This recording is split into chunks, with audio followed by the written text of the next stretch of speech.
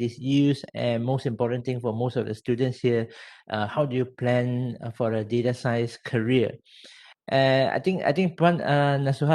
Nasuha have introduced my background. So I just want to give you a little bit additional information so that later on when you ask questions, you have more understanding about my background. So I have a complicated background in a way that I span across industry, academics, and also government sectors. So before this, I was in Australia, and then when I came back, I joined Magic as the founder of their Magic Academy. So I'm the first guru besar lah, in a way, right? We're headmaster for Magic Academy, and then after that, I was also working with state government, Johor and Selangor state governments, mainly on their smart city initiatives. So they have a lot of data basically. So if you are thinking of becoming a data scientist and you are looking into like smart city government, especially nowadays with this pandemic, right? So there are a lot of opportunities for you to work with the state government to implement different types of e-services projects, and of course smart city. Now if you wonder what is smart city, what does smart city do, right? Because it has been something that people are talking about every day. Yeah, every government, every city council talks about a smart city, but nobody actually explained to people what it means. In fact, it's something very simple, very straightforward. Anything that can make the people happy, yeah, will be part of the smart city. To make the rugged happy, whether it's e-services, something that reduce the traffic, save their commute time, anything along that line. Okay, and then I was working in Microsoft E-Research Center before this, so we do a lot of cool stuff in terms of data. So at that time, it was not data science yet. We were just doing data mining. But of course, nowadays, if you tell people that I'm doing data mining, people will thought I'm doing Bitcoin. So different. So at that time, we collected a lot of data. We share the data with the researchers around the world so that they get open data and public data access. Later on, I'll talk a bit on Corona Tracker as well. The concept behind is pretty much the same. And we are also, I'm MQA expert panelist, so I sit in most of the meetings to accredit the data science program. I think I sit in one of the USM as well. So that's what we do. And also we are MDAC data training partner. So to share a bit of information with you, government mandates, okay, our MDAC's mandate is to train 25,000 data scientists. All right. When was the deadline? 2020. So we have about 5,000, give and take, 5,000 data professionals in Malaysia. That includes data analysts, data engineers, and data scientists. Data scientists, of course, they are the rarest one. And most of the data analysts, they come from non-data background. Okay, we put it this way. When I call those people coming from a pure data background, that means they really understand how to design a database, how does the data flow work. But most of them, they came from statistics, business background. So if you have taken, most of you are the data science students here, right? Yeah, so you stand a very good chance in the next 3 to 5 years to get a good career, and a career that will last you well for the next 5 to 10 years. So in the industry, right, when we look at a data scientist, the way that we assess data scientists is a lot different from the way that you learn in university. Okay, not in terms of the skill sets, but in terms of the impression. So when you are in uni, right, we expect you to know programming. We expect you to know mathematics and statistics very well. And if you look at the data science courses across the country, right, um, a, a lot of universities, their data science course actually focus. They have different focus. Some focus more on the computer science part, and then some focus more on the business side. Okay, and some focus more on the mathematics and statistics. So it really depends on which department is offering the course. But from the industry itself, we really look at the industry. If you want to consider yourself as a data scientist, you need to have these 3 skill sets. The first one is programming skills. So when you learn programming, a lot of people will say, "Oh, why do you need programming? You can do it with Excel, right? You can do it with other tools, let's say SAS, Tableau, Power BI."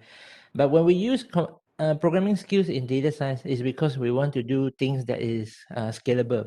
For example, today you want to enter e-commerce, and your boss wants you to do some competition intelligence survey prices of something that you want to sell on the marketplace, or you are running you're doing data science project for real estate companies, and you need to have the ability to collect the data around a particular neighborhood or township, right? So programming is used for that sort of task, to handle boring tasks, to automate those things that human don't want to do. So that's what programming here is for. It's not mainly for you to analyze the data only, but it's more of analyzing the data, collecting data, and build a model so that you can generate a lot of different scenarios and run simulation. So that's the main purpose of learning programming. And then the second thing that you need is mathematics and statistics. I'm not good at mathematics and statistics at all, to be honest with you. So probably one of my weakness department in my skill sets, because when I learned mathematics in school, right, I can't really relate those things well with what is going to happen in real life.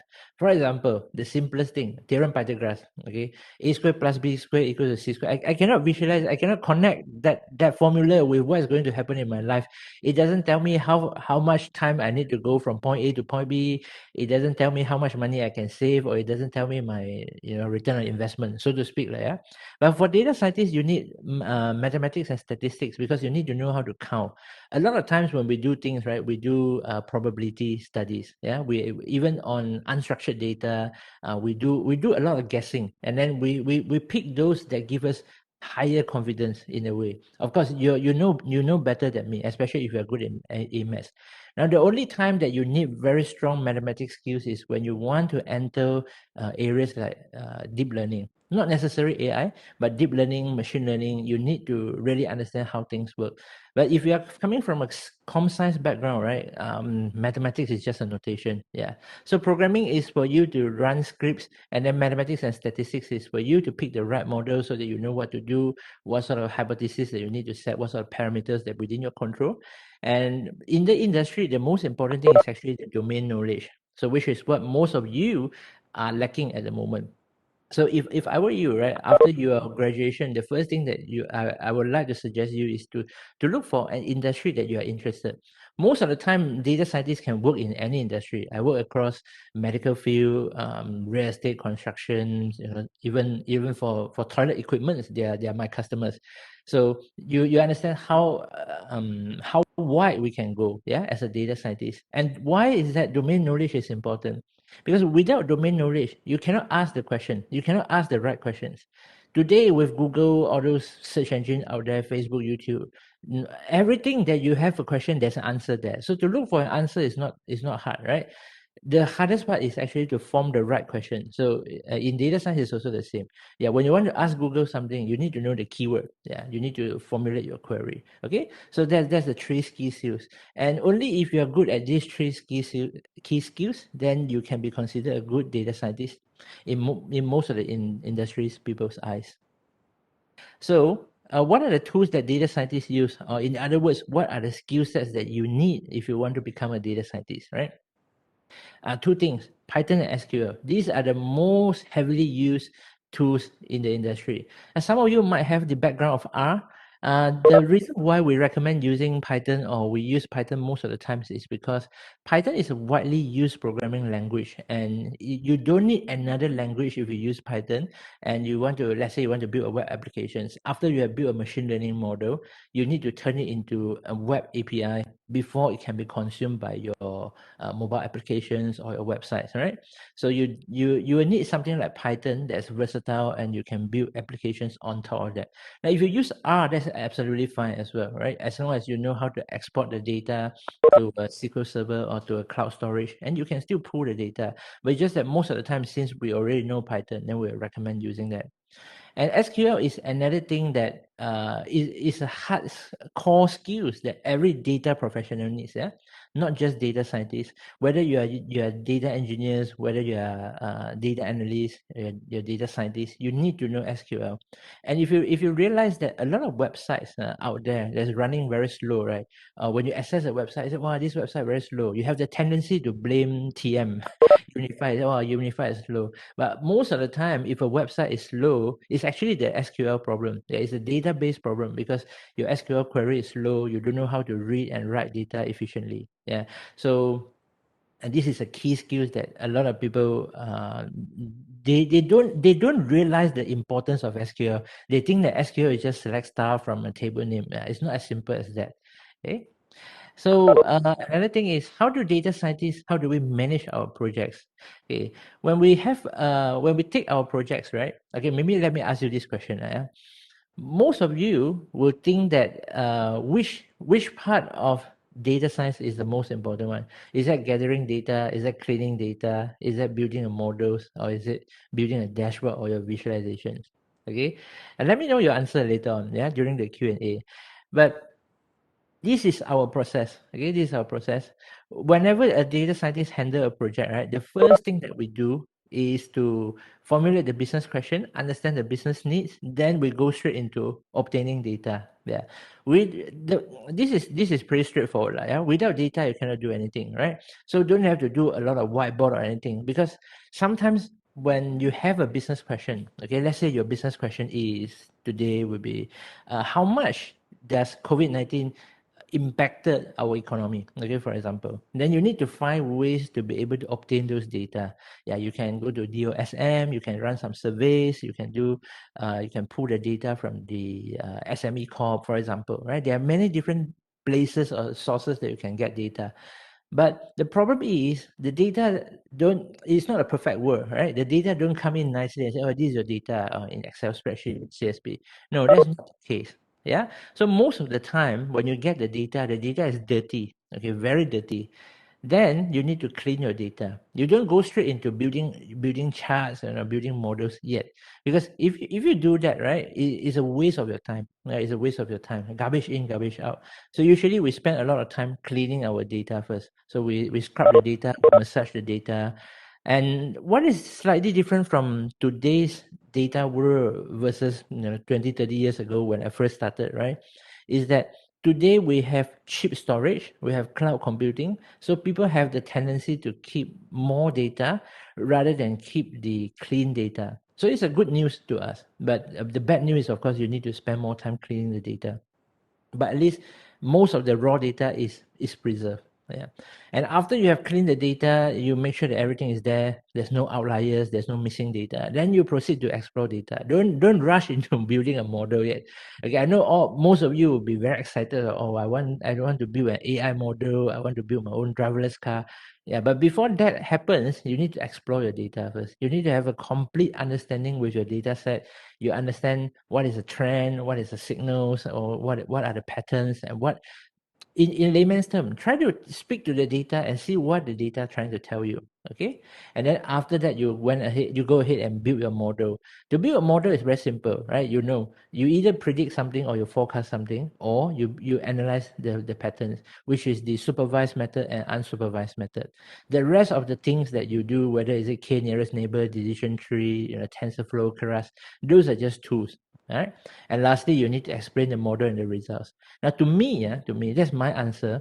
The hardest part is actually the interpretation part, because you need to be able to use the data to tell a story. And this is not just to tell a story that amaze people or people will feel excited.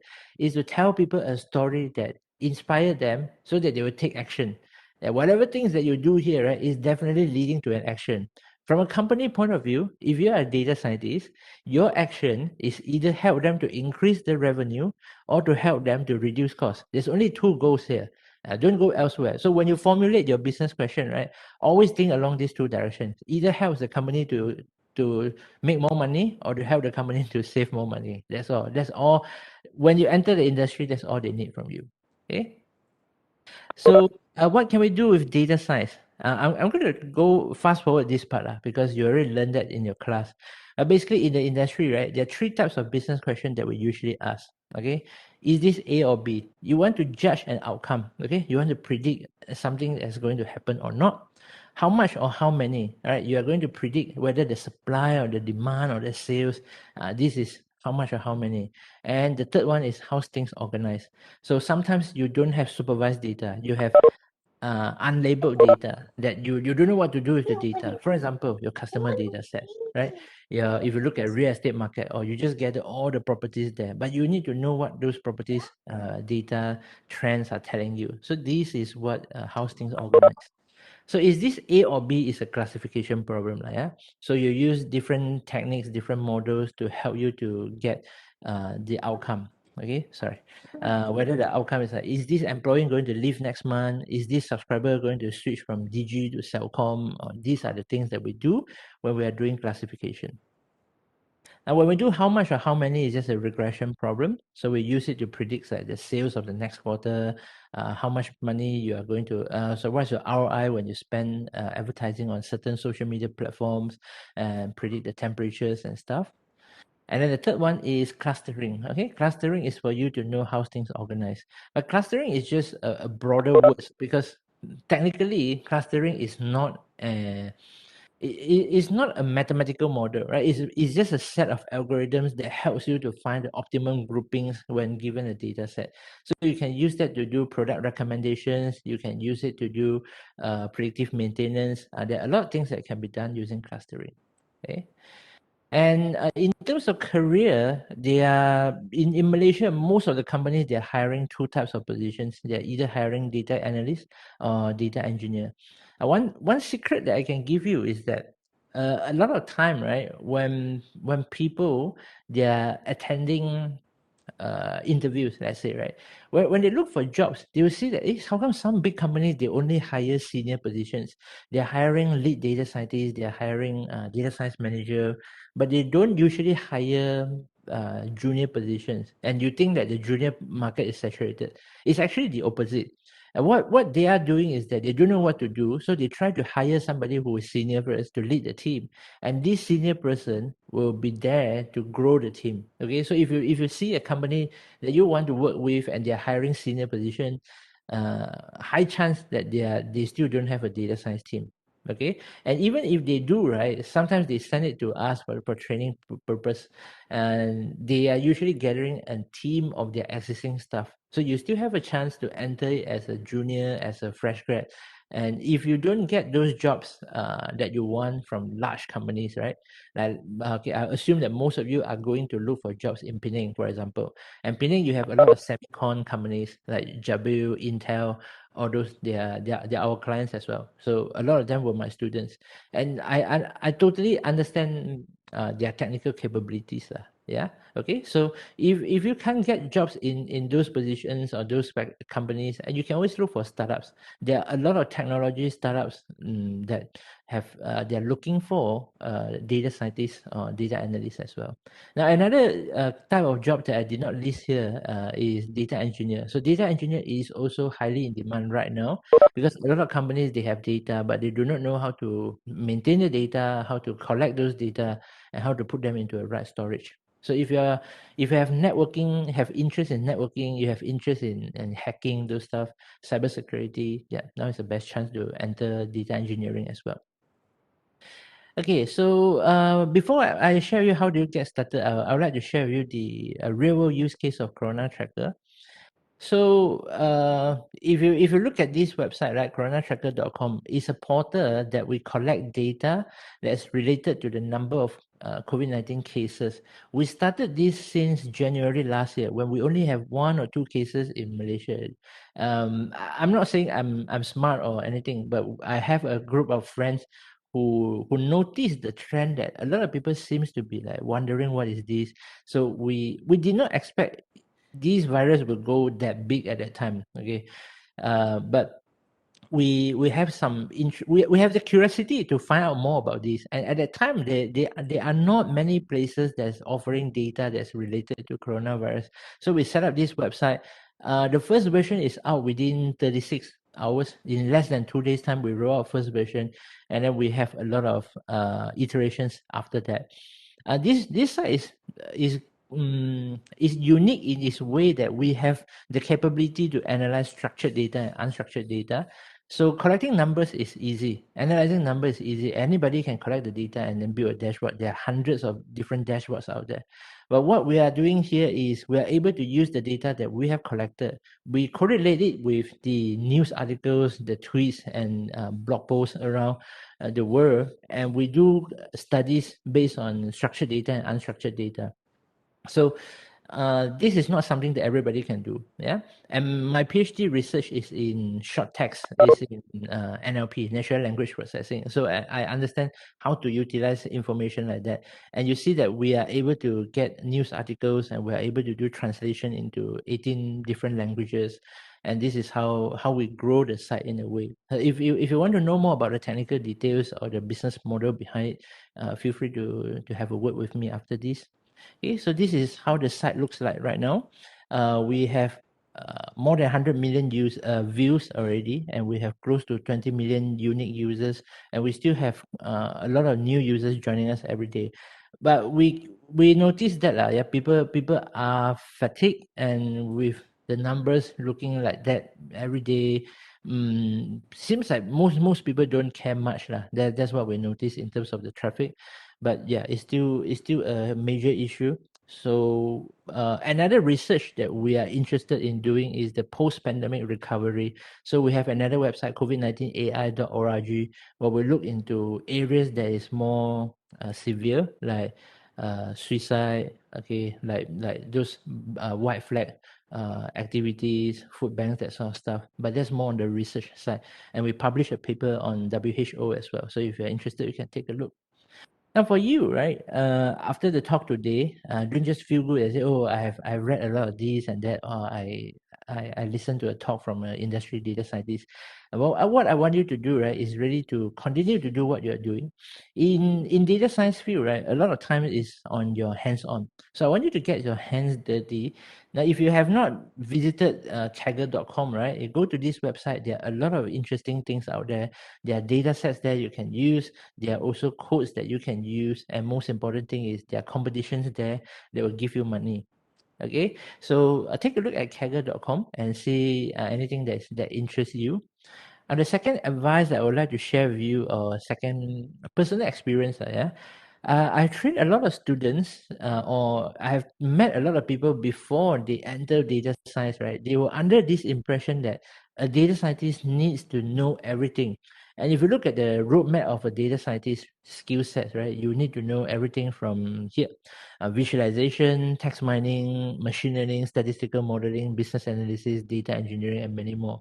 But the truth is, when you go out and look for a job, right, you don't need too many of these skills. Okay, so you just pick a few skills that you are interested and continue from there. In school, you learn everything because that's the purpose of school, right? That's the purpose of a university program. We want to make sure that everybody learns as much as they can so that you are well covered. But when you enter the industry, right, you don't tell people that, oh, I'm interested in everything. So you touch a bit here, touch a bit there. It lead you to nowhere. Okay, so pick one or two areas that you are genuinely interested, and you build projects around that, and then only you start to explore other skill sets that will complement your current skill sets. That would be my suggestions. And another counterintuitive tips that a lot of people in the industry don't they don't like me saying this, but I always want to say is forget about big data. Okay, don't go as a uni graduate, as a fresh grad. Big data got nothing to do with you. Now, 90% of the companies in the country are SMEs. Okay, they don't even have data. Most of them they have data in silos. So those data are in their archive file, those data are in their accounting systems, and most of the large companies, they have 20, 30 different CRM systems, they have HR systems, finance systems. All these things are scattered around. Okay, go solve those problems first. Okay, don't worry about big data. Yeah, only if you are working in a scalable company, large tech company, or MNCs. Let's say you work in Petronas, for example, or Kazana. Okay, then you can start to talk about big data. Another areas of big data will be those companies that are entering digital banks. Right now, digital banks is a neck. It has been something that is very popular in a way, right? Fintech, digital banking, neobanks. So you can take a look at those as well. So that is another classic use case of using non-industry data. So if you're in banking, right, they're using external data, like your social activity data, your purchase record, to assess your credibility. Okay, but anyway, so forget about big data. Yeah. And the third thing is to build a portfolio. One thing that I noticed with a lot of students, right, is that they don't like to build portfolios. They like to they use resume still, yeah, resume or CV. That's good. I mean, resume is something, is a one or two-pager thing that give people a quick impressions about you. But what they need to know, right? What people want to know is really how your capability to help the company to solve their problems. So if you are able to do something to help the company to solve their problem, you are able to show that, then the only thing that you need is a portfolio. Okay, you can build a portfolio that have different focus, the technical focus, business focus, critical thinking, business analysis, up to you. Yeah, because it really depends on your passions and your interests. So that's all from me. I hope this simple sharing gives you a lot of values and have a broad understanding about what's happening in the data industry, and prep you, whether is it mentally or psychologically, be more prepared when you're entering the field. My name is Hello. Andre. Hi, I'm Andre. a DSA student doing my Yep. master. Right. So thank you so much for the sharing. Right. Gave You're a lot of welcome. very informative tips and information. I'd like to go back to your slide number 3, I think. To do with the data science skill set, there is a label called danger zone there. So Yep. do you mind sharing what you mean by the danger zone here? Okay, sure. You have good eyes, yeah. That's one of the key requirements of a data scientist. Attention, and pay attention to fine details like this. Okay, so this danger zone, right? What it means is that you see a lot of people, they have domain knowledge. Okay, they know what it is, and they learn a little bit of programming, and they try to use things that they think they know something, and they use programming skills to scale up their knowledge, which is something that is wrong. Let me give you an example. Last year, I forgot which the exact date, I can't remember, but there was once that the crude oil price fall below $0, right? Negative crude oil price. And there are some people who are so smart, who think they are so smart that they wrote a program to trade those things, and then they went to sleep. But what they did not realize is that, and then they buy a lot when the price is at their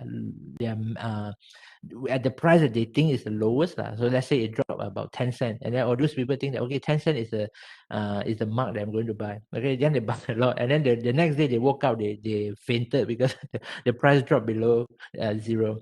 So this is what I meant by danger zone. When you know something but you do not have the complete picture, you don't have the full understanding, and usually it's because you don't have the necessary knowledge, you don't have the right concepts or foundations to understand those things, and then you start to do something, right, and you jump to conclusion too fast, and this is what become a danger zone.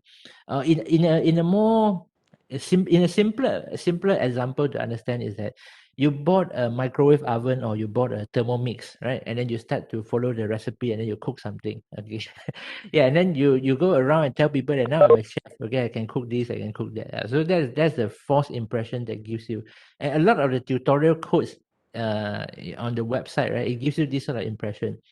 I can elaborate this a little bit. You go to deep learning, any deep learning tutorial websites, right? The number 101 example would be train a machine learning model to differentiate cats and dogs. But you don't fall into the trap that once you have done that tutorial, you think you know deep learning. Yeah. Okay. I hope that answer your questions, Andre. All right. Thank you so much for the clarification. You're welcome. I have one follow-up question, if you don't mind. Yeah. Can I ask a Yeah. question, Dr. Nasuha? I mean, or just for students? Anybody can. I think Can Dr. I? Nasuha. Yeah, I No? don't, yeah. Go ahead, Dr. Shaira. Hi, hi, Dr. Lau. Hello, Dr. Very Shahira. impressive presentation. I actually enjoyed your talk. It's very Thank easy you. to follow and all. Okay, what is your opinion about, just using your analogy of this resume, right? Resume and also portfolio. we as academicians, we have miles of number of pages in CV. our CV, right? Yeah, because that might be important for academician. But for the data science students, right, do you think it is essential for them to actually submit a final report? Or do you think like as a, as someone from the industry, if you have to look at it as a mentor, right? Would you be just interested in what they have to present, what they have achieved, without having to read through the whole report? That's a super good question, Dr. Shahira. A lot of people in the industry, they will tell you, right? You only need to have the technical skill sets. Some even go to the extreme and say, oh, you know what, university is not important. I'm sure that you guys have heard a lot of I would call it nonsense. Okay, I don't say it's BS, but it's really ridiculous because critical thinking, report writing, and all those organization skills, right, is what I think the kids, okay, the teenagers nowadays, they're lacking the most of, because they consume information in such a fragmented way. How many people still read books nowadays? I'm old school, I have to admit. I read books all the time, right? And they lack of this sort of skill set. So if you don't give them a way to write reports and documentation in along that line, when they go out to work, they're okay. I mean, they can do work, but they will never progress to the next level, because in order to become a leader, right, a team leader or a thought leader, key opinion leader, you need to have a broader view of the entire problem, right? You need to be able to structure it. Like when I started Corona Tracker at that time, right? If my tunnel vision is just to provide a dashboard that collects the data and present to people, then end of story, right? Habis cerita. My job is easy. But if you take it from a broader standpoint, if you stand higher, right, you need to look at, okay, this is not a problem of visualizing the numbers, visualizing the data of COVID-19. It's actually a broader problem of collecting the data, presenting the data, because you have lack of the data. And what is the problem behind lacking this data? And then you can think of what to do, right? This is more of a skills that you need to be trained. If I call anything that is called a skills, need to be trained. So long story short, I think report writing, presentation, these two are very important skills, and you hardly learn it outside the school, right? Once you left the school, nobody is going to sit down and teach you how to write a report, or chapter 1 introduction, or you need to have this. Your boss have no time. Your boss will just say, what apa ni?